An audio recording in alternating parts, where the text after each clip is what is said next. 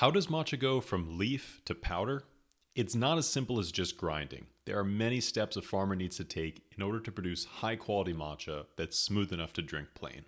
In the last video, we talked about growing and harvesting the tea plant, but in this video, we're going to cover everything from the removal of the stems to the grinding of the matcha powder. This is an excerpt from our book Matcha Masterclass, a collection of everything you've ever wanted to know about matcha, from the history of the drink to the health benefits. If you want to get the full book for free, you can click the link in the description and we'll send you a copy. But now, let's get back to those tea leaves. So how is matcha produced after it's picked? Like other types of Japanese green tea, the leaves used to make matcha need to be heated almost immediately after being picked. As soon as the tea leaves are picked, they will naturally begin to oxidize and turn into a black tea over time. In order to stop this process and maintain some of the more grassy or vegetal flavors of the tea, the leaves need to be heated in order to deactivate the enzymes that cause oxidation. For Chinese green teas, leaves are often heated in a large hot pan, but for Japanese green teas, they're heated in a steam bath. This causes the leaves to become even greener and gives it this steamed vegetable flavor that Japanese green teas are known for. After the leaves have been steamed, they are damp and they need to be dried. Fresh tea leaves are around 75% water and they need to be brought down to 4 to 7% humidity. This drying process can't be rushed, as higher temperatures will roast the tea leaves. The leaves need to be dried gradually over time in a series of conveyor belts, rolling machines, and ovens. At this point, the dried leaves have become a type of unfinished or crude tea called Aracha, ready to be turned into whatever type of tea the farmer chooses, including matcha. Destemming. Once the leaves for matcha are picked, steamed, and air-dried, the stems and veins of the tea are removed. What's left is a type of tea known as tencha, a shaded tea that has all of its stems and veins removed.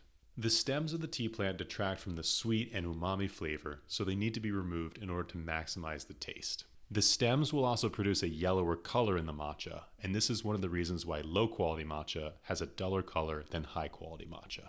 One way the leaves and stems are separated is by blowing air underneath them.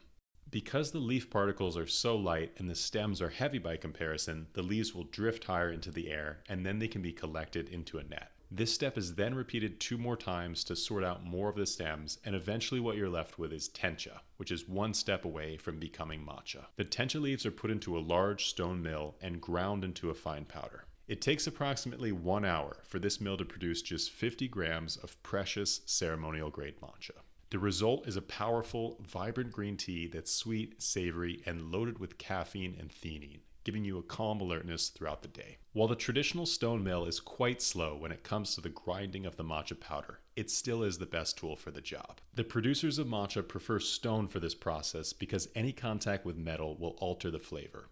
Also, if the grinding is done too quickly, heat will be created and this will roast the matcha slightly. Like all great things, matcha needs time to produce.